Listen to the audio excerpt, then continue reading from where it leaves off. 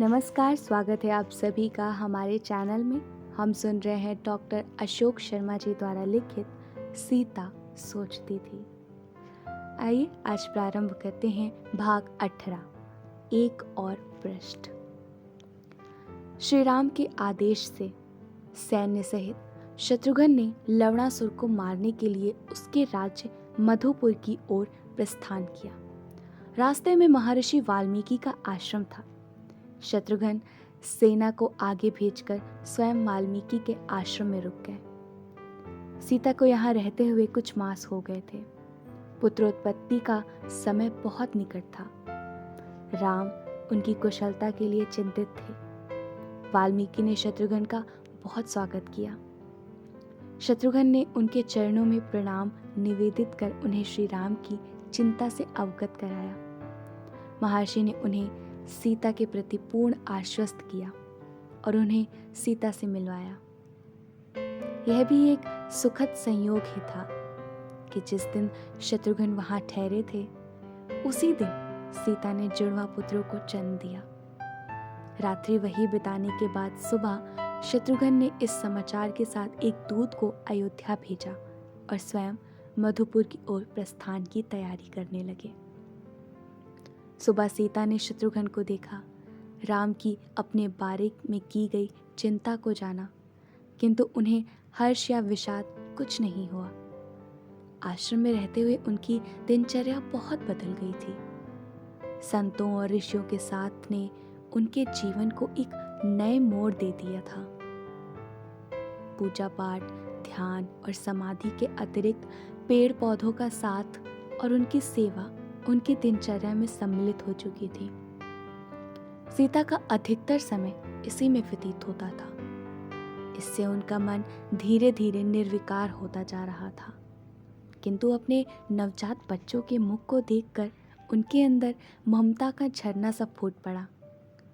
उस समय उन्हें लगा कि जो भाव मन में उठ रहे हैं वे अभिव्यक्ति से कहीं ऊपर हैं।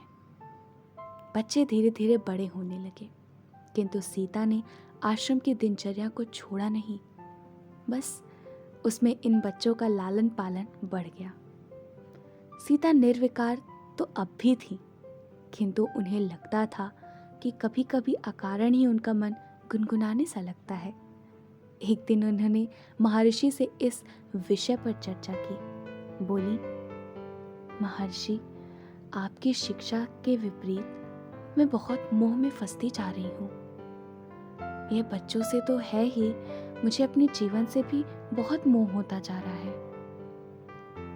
बेटी, इसे मोह नहीं कहते।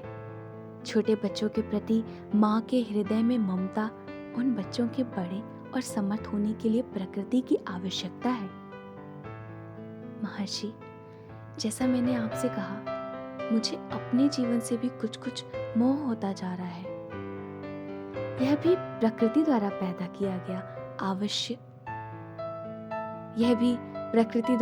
किया गया आवश्यकता जनित भाव ही है, क्योंकि इन बच्चों को तुम्हारी बहुत अधिक आवश्यकता है। और यह जो मेरा मन अकारण ही गुनगुनाने लगता है। बेटी, व्यक्ति को देश और काल के अनुसार सुख दुख का अनुभव होता रहता है।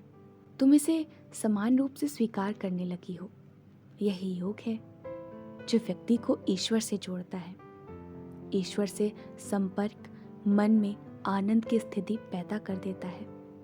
तुम्हारे मन का अकारण ही गुनगुनाना मन में इसी आनंद की स्थिति का बोध कराता है। महर्षि, आपकी इन बातों से मुझे बहुत बल मिलता है। सीते, तुम्हारा कल्याण हो, महर्षि ने कहा। सीता को आश्रम में रहते हुए 12 वर्ष से अधिक व्यतीत हो चुके थे। प्रकृति की गोद में पलकर बच्चे लव और कुश बड़े हो गए थे। वे पढ़ने में तो कुशाग्र थे ही, अस्त्र शस्त्रों के संचालन में भी बहुत निपुण और वीर थे।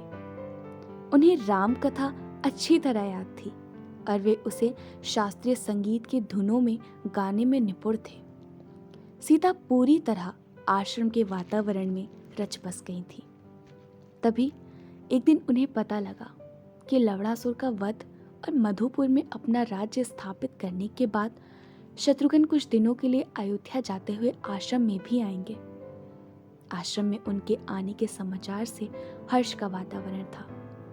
शत्रुघ्न आए, उनके साथ कुछ थोड़े से ही सैनिक थे। महर्षि ने उनका स्वागत किया। वे बच्चों लव और कुश और सीता से मिले। लव और कुश ने महर्षि के आदेश पर उनके सम्मुख सस्वर राम कथा का गायन किया। शत्रुघ्न उनकी इस प्रस्तुति से अभिभूत हुए। राम कथा पर चर्चा प्रारंभ हो गई।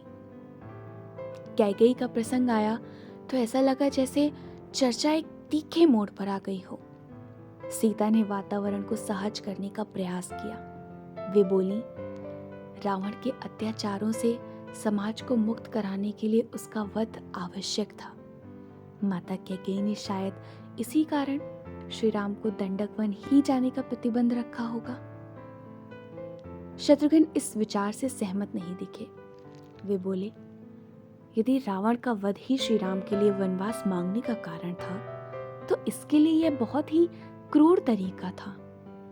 राम उनका इतना सम्मान करते थे कि वे सीधे ही राम को रावण के वध का आदेश देती तो भी वे उसे पूरा करते, किंतु इसमें पिताश्री को प्राणांतक कष्ट नहीं होता और आपका अपहरण भी नहीं होता। शत्रुघ्न के स्वर में तिक्तता थी। किंतु शत्रुघ्न, इस वध के लिए कोई कारण भी होना चाहिए था। अकारण किसी का वध करना श्री राम को शोभा नहीं देता। सीता ने कहा, देवी, आप ठीक कह रही हैं, किंतु रावण अत्याचारी और दुराचरण से युक्त था। उसके वध के लिए अनेक कारण मिल जाते। आपका अपहरण ही कारण बने, यह आवश्यक नहीं था।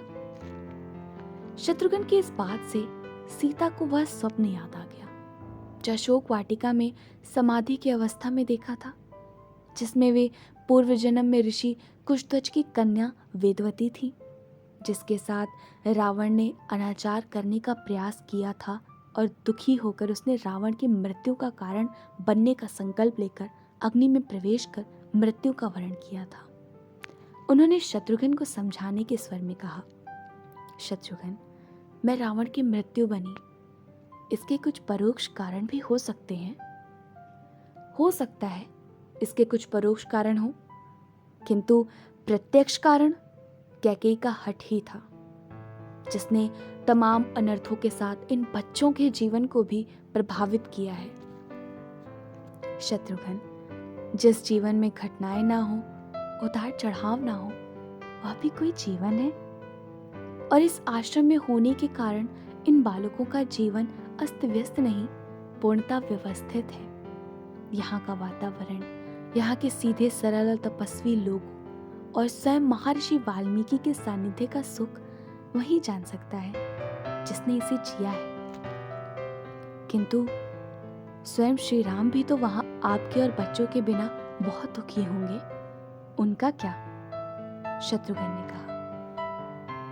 शत्रुघ्न, राजा का प्रथम दायित्व अपनी प्रजा के हित जनता है। यदि मैं वहां रहती तो वे लोक निंदा और अपवादों के कारण तनाव में रहते और प्रजा के प्रति अपने कर्तव्यों को बहुत सुचारू रूप से पूरा नहीं कर पाते। हमारे इस तनाव का प्रभाव इन बच्चों पर भी सकारात्मक तो नहीं होता। महर्षि सुन रहे थे। उन्होंने कहा, यह तुम्हारी पारिवारिक बात है, अतः मैं कुछ विशेष तो नहीं, किंतु इतना अवश्य कहूँगा कि जिस प्रकार सीता ने अपने मन को शांत कर लिया है, उसी प्रकार तुम भी अपने मन को शांत करो। विधि का लिखा हुआ भी कुछ तो अर्थ रखता ही होगा। वार्तालाप समाप्त हुआ तो शत्रुघ्न ने महर्षि और सीता को प्रणाम कर बच्चों लव तथा कुश को स्नेह देने के बाद विदा ली।